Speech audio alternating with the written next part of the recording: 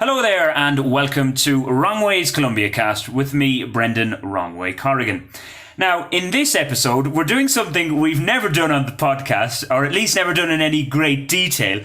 We're going to talk about sex. Apparently, it's an act where, in its normal practice, two or more consenting adults get to know each other intimately. It's been so long since I've experienced it that I've practically become a born-again virgin here. I could blame the quarantine, but there's other reasons. Anyway, some people view it as something that is purely for procreation, akin to a chore. For others, it's an activity to be enjoyed with numerous exciting ways to spice it up.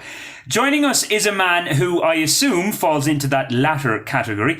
Danish native Sebastian Hoffman Laursen is founder and CEO of secretos.com.co or secretos.com.co, a Colombian-based retailer of adult products, basically sex toys and the like. Sebastian comes to us, no innuendo intended there, with plenty of experience in the field, or at least in the general area, having founded a successful online dating site in Chile. Sebastian, welcome to Wrongway's Colombia cast, and I guess I'm writing, can I call you a sexpert then? Yeah, thanks. Thank you very much. Yeah, I like that. That sounds good. Yeah. I like coming up with these newfangled words. But to begin with, though, before people start taking a curious look at secretos.com.co, please, guys, wait until we finish the podcast chat. Well, what exactly will they find there? Yeah, they'll find every imaginable sex toy on the market today of the best quality available, more or less. Actually, there's so many products today that I got dizzy when I started this company. There's so many things I had never seen or heard about before. But there's a great variety for men, women, couples, everything. Okay.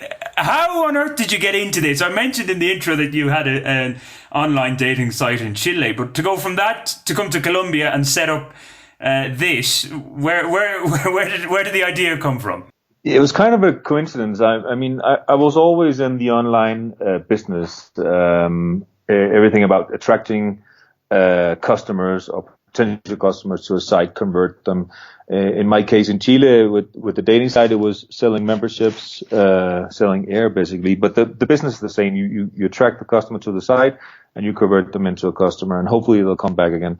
But sex toys is a different game. It's real products. There's a whole different dynamic behind that. It's not just memberships.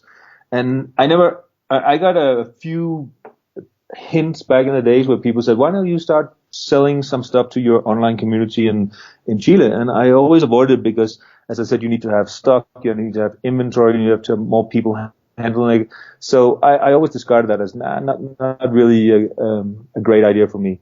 And then I come to Bogota a few years back. I walk around. I'm looking for new products, new things to do here. And I'm walking around the city, and I'm seeing a lot of physical stores, sex toy stores. Mm-hmm. And you don't really have that in Europe today. You could probably go to London and find 3 maybe, or Copenhagen today. I think there's like 1 or 2 left. Everything is online. And that piqued my interest. So I started to look into how the market was here. And I found out that they're very much behind on the online scene, especially for sex toys. In general, also, of course, they're like they're a little behind Chile, where I came from, and especially Europe and the States, but especially here on sex toys. And that made me curious. So a friend of mine in Denmark, who way back in the days recommended me look into sex toys because the margin was very good, and it's an industry that grows a lot online recently. Looked into it to see if there was traffic, people searching, and it looked really interesting. The prices were low for searches, which is our specialty from the dating business. And then there was just the rest, setting up a store and buying all the stock, which was a huge challenge. I'd never done that before. So I actually made a deal with a local store here. So I would sell his inventory, but I would attract the traffic to my own site. And that was kind of a test to see if it could work. And it worked really, really well, surprisingly well. And within a very few months, we actually had a business. And to my luck, no, I didn't have to buy any inventory set out because I was linked up to this guy's store. But it came with a huge amount of issues also, because I couldn't control the service, I couldn't control the inventory, I couldn't control the contact with the customer after they bought via my website. So it was kind of a coincidence, and then suddenly it became a real idea and a real business. So obviously there's a demand here. You mentioned, of course, the actual bricks and mortar stores here, and that is one thing. I guess I never really thought about it that much, but yeah, you do see many of them here in Bogota and Colombia in general, and yeah, in Ireland I don't think I ever saw a sex shop. I have to say, not one very obvious anyway. So there is a demand here, because some people might think, oh, Colombia can be it's a bit of a contradiction in terms in many ways, a bit conservative and Catholic in style and origin, but then my own experience is that they're probably more open-minded towards sex than the Irish were traditionally anyway. So how has demand been? Because you're almost a year in business, are you? Yeah, more or less. Yeah, we started just a little before 2020. Actually, so this goes back to the days when I opened the online dating site in Chile. I wanted to do something online, and I started to research what were the most sold products, especially which products could survive any crisis, any economic bubbles, etc. And dating online was one of them. There was always a demand for love, let's say it like that. I think music and gaming were others that would always be popular no matter what, how the market was. So as you say, I mean, sex always sells, right? It never goes out of fashion. It will always be a demand for it. And the great thing about the situation, well, at least for me, was that there still is huge taboo around this issue, especially buying it. It's very vergonzoso, right? It's a little, you don't really want to be seen going into a store. Yeah, exactly. And we had the same issue with online dating back in the days. I opened my dating site in 2008. So remember, that's a long time ago. And everybody said, nobody will date online. It's too embarrassing. Oh, imagine if somebody sees your picture online. I mean, just see how it is today. That's the only way people date now. And it's kind of the same thing we see with the sex toy industry, especially from Europe the last 10 years. That taboo it's kind of not there anymore. In Denmark, I would say any girl has a dildo in her bedroom, and it's not embarrassing. And it's not embarrassing to talk about. It's not embarrassing to buy. It's still not the same as going to the grocery store and buy a carton of milk, obviously, but it's going away. So that was a huge advantage for us. We have a market here which will definitely grow, but it's still like on the taboo area, which is good, because then we could come in and educate the people and be the first movers in a different kind of sex store with getting out of the cellar. That was kind of my pitch to friends and fools and investors. We don't want to hide it away. We want to get it out in the open. Not too much, but still, don't be embarrassed about buying a vibrator. Why should you? Yeah, well, of course, the other thing is, though, you're helping those people who are embarrassed, because you can go online, nobody needs to know, and you get it delivered to your door like you're getting a Rappi delivery or food delivered. So people can buy these things, and but as you said, there shouldn't be any shame about it, but people do perhaps feel a little bit awkward. And I'm an Irish Catholic, raised an Irish Catholic anyway, so it's in the back of my mind all the time. Sex has always been a bit of a taboo.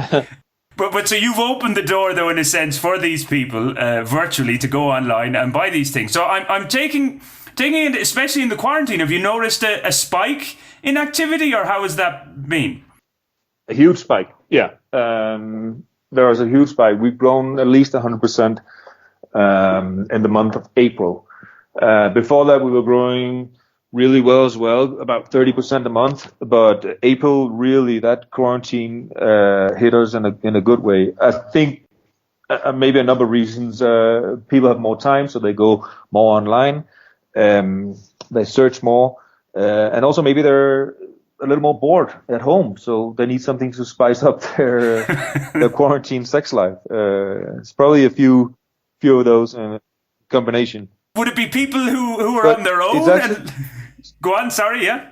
Yeah, also a lot. I mean, a lot of maybe 90% of all the products we have are meant for women who are on their own.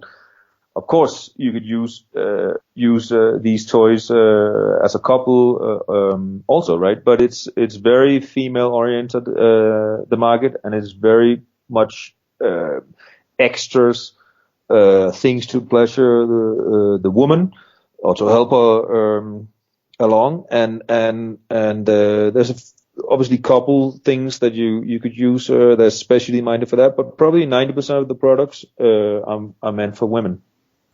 Yeah, I would have imagined. And also, if you're a couple, well, what could you buy to spice it up anyway? I mean, the man or the woman might think, hey, why do we need sex toys? It could be kind of seen as a little go at their ego if you're saying, hey, maybe we should buy something to spice up our love life. Would you agree with that?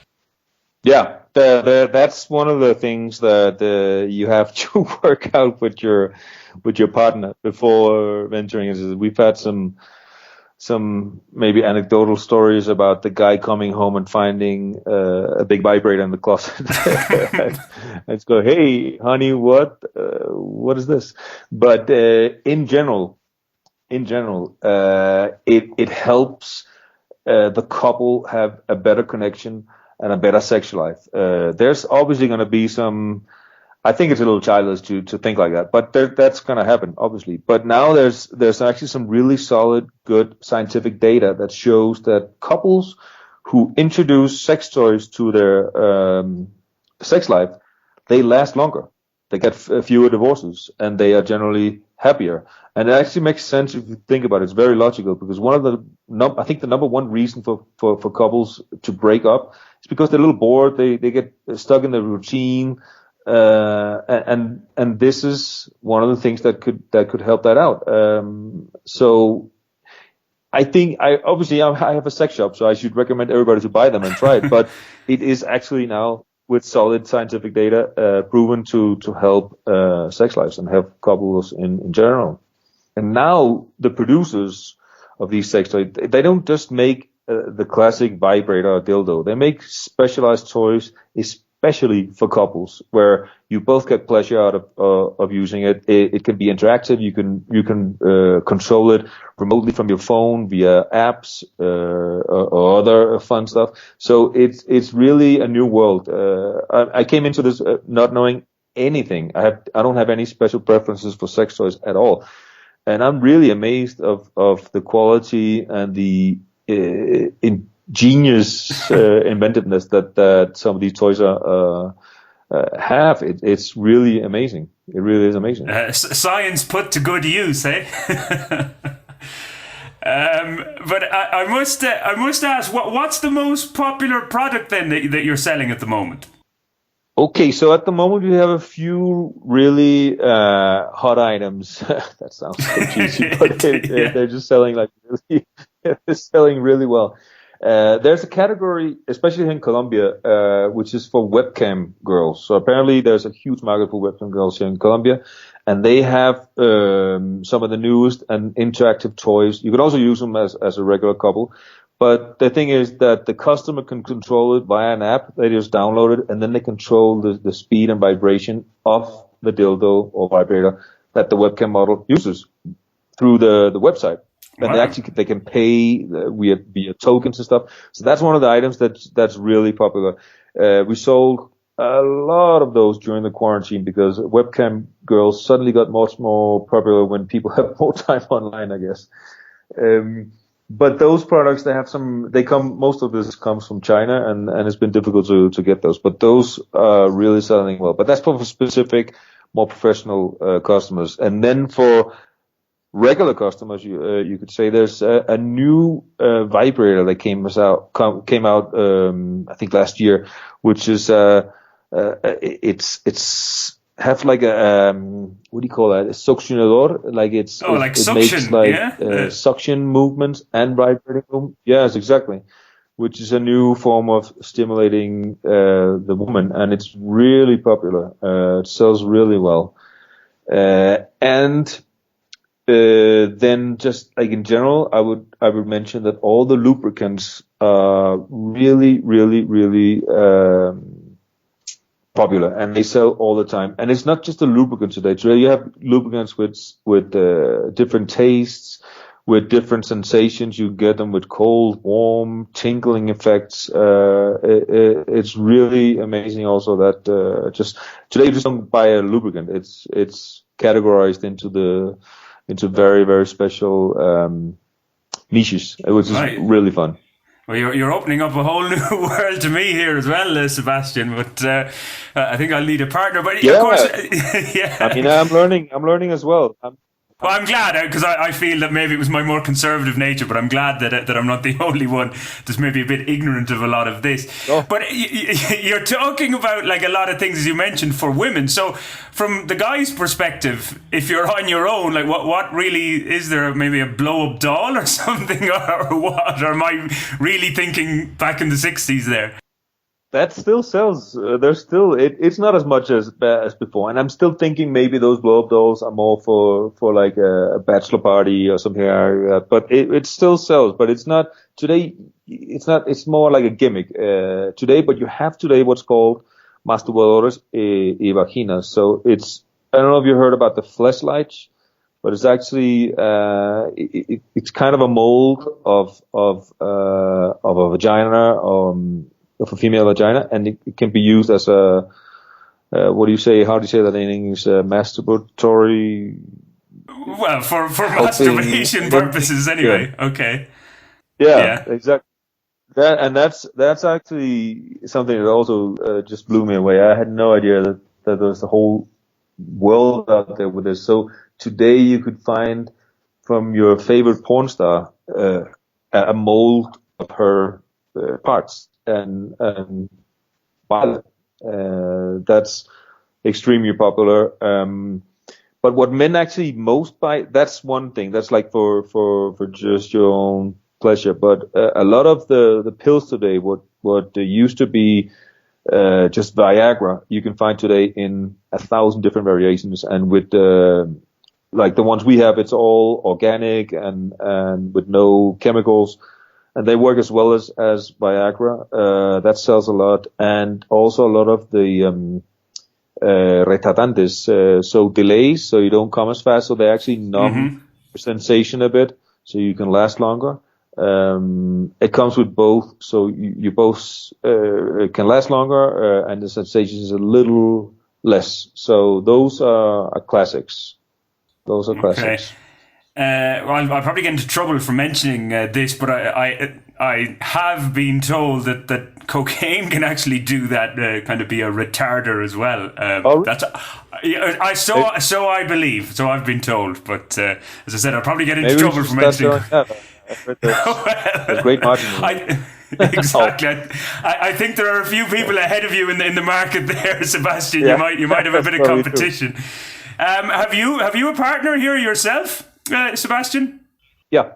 I actually met my girlfriend just before the quarantine, and she kind of got locked in with me, so we've been living together almost 3 months. Oh, well, that's going to be a great test for the relationship. You'll know if you want to be with her for longer afterwards. It is indeed. So it's going okay, I guess, from the vibes I'm getting from you anyway. Yeah, it is. And I've been lucky because I had to send home all my workers, so everybody works from home. So it's only me at the office to do all the packaging, and that's been just insane, just insane. But she's been helping in the morning, which is nice. And maybe a bit of a personal question, but have you dabbled in some of your own products with your partner?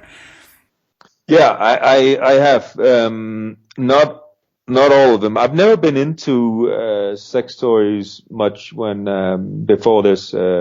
So yeah, I've tried a few of these items, and I gotta say, it's really, really fun. It is really fun. I don't think I will ever be an addict to sex toys, but once in a while, try some of the new stuff that comes in. That is really fun. I recommend it highly, and it's actually it's just something different, and it's kind of a conversation topic if you want to try something one day with your partner, and it just turns into a different act, and that's fun. Yeah, That but is fun. better than watching the latest Netflix series, I guess. Something different for a period at least. It Anyway. is. It is. Also, how many people are employed at Secretos?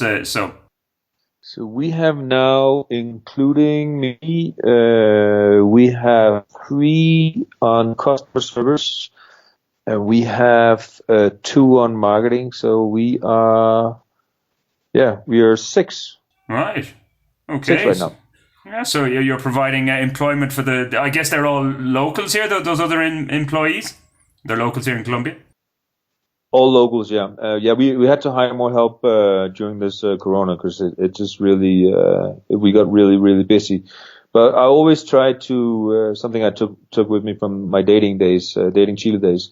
We always try to have a super super small organization, but really really effective. And right now we have about 1,500 new visits a day, and this team is just super organized and really working well. So we could probably grow even more and still keep these just six employees, which is amazing. Yeah, just briefly speaking about the online dating site, and obviously that world has changed dramatically in the last few years. But initially, that company that you had in Chile was a rip roaring success, was it? Yeah, yeah, we were very fortunate. Also, we were first movers on that market.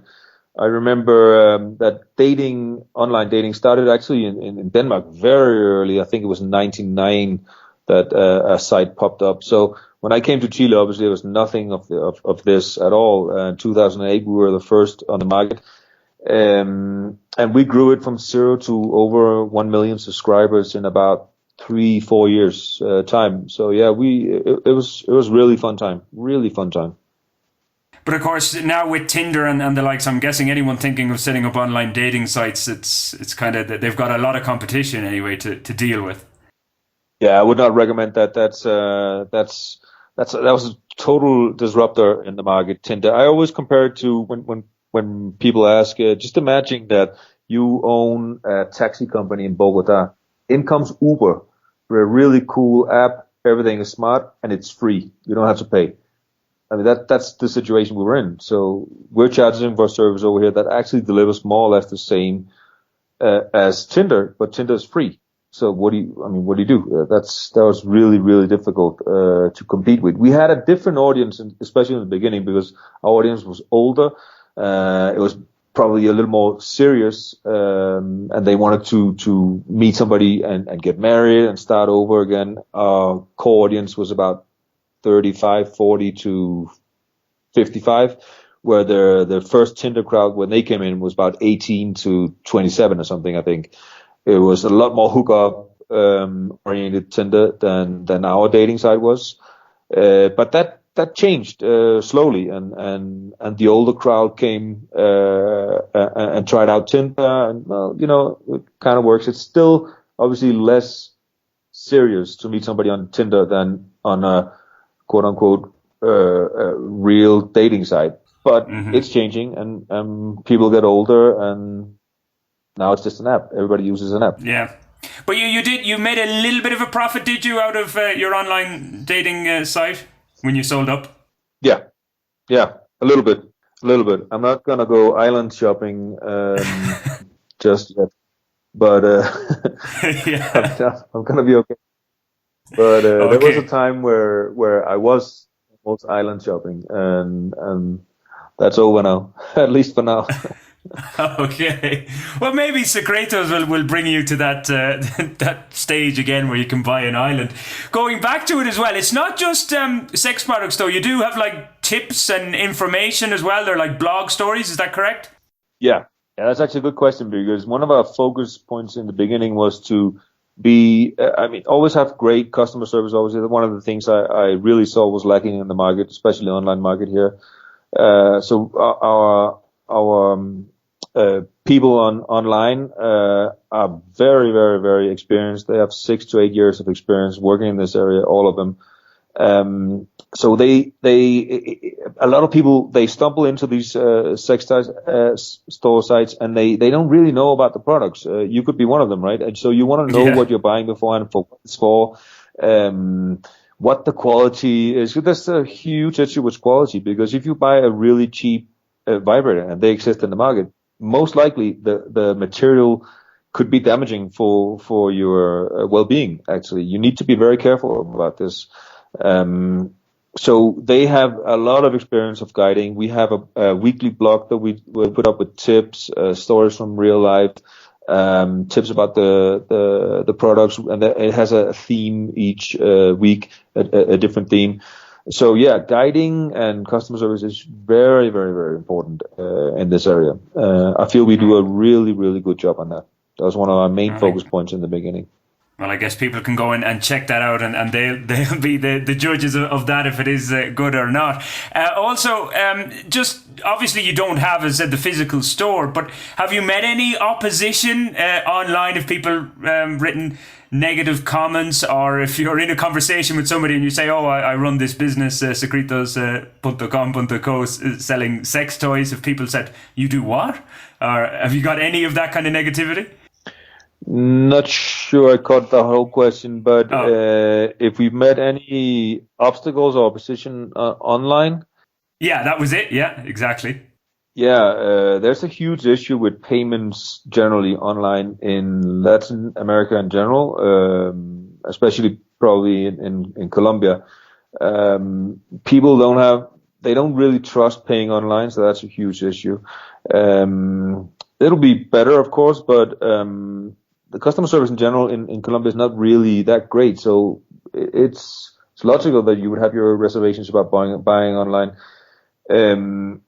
Also, a lot of people want to buy in cash, contra entrega, what they call it, when they receive the product. And we offer that service. It's a little more expensive because our mensajero has to go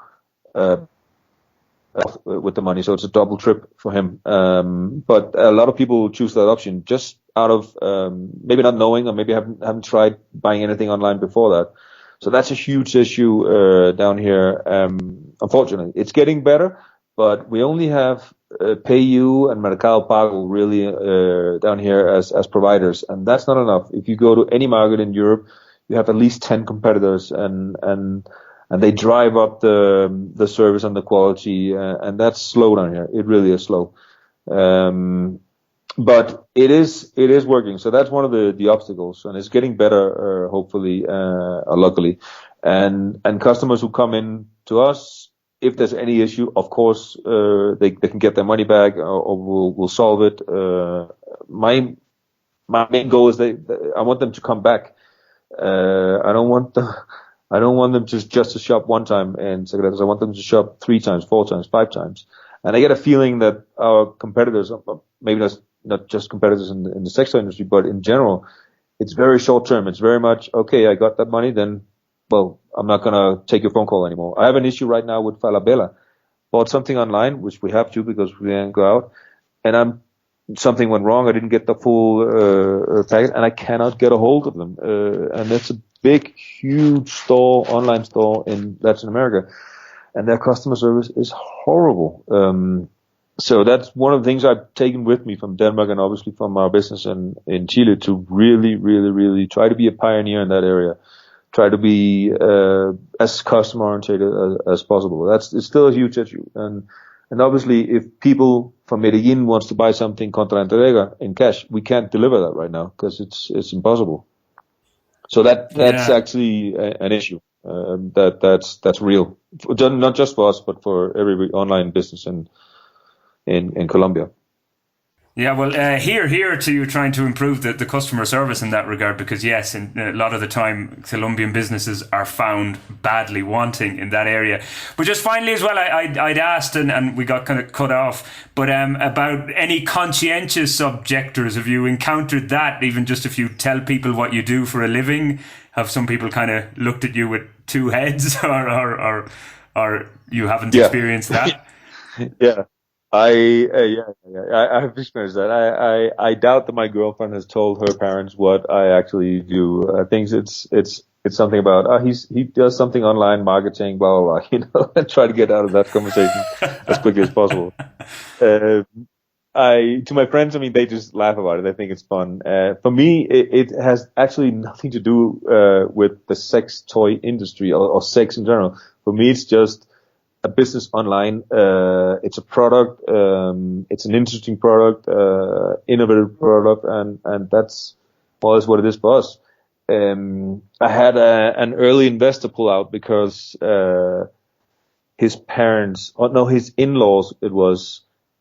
Found out what it was, and then they started making an issue, and he called me up and said, "I'm sorry, I can't invest in your business because my girlfriend's parents don't like it and they think it's weird." And so yeah, there's still issues like that, but I mean, it's going to get more normalized, and we just have to get used to it for now.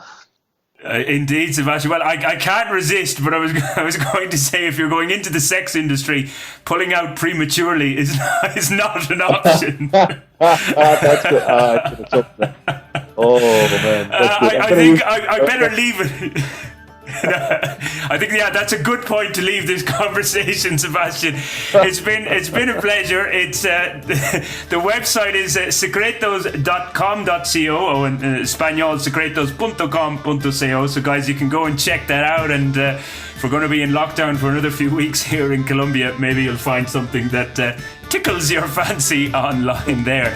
Sebastian Hoffman Larsson, thank you very much for joining us here on Wrong Ways Colombia Cast. If you want to get in touch with me, you can via the Twitter handle that's at WWayCorrigan, or on Facebook you'll find my page at Wrong Way Corrigan blog. But until the next time, ciao ciao.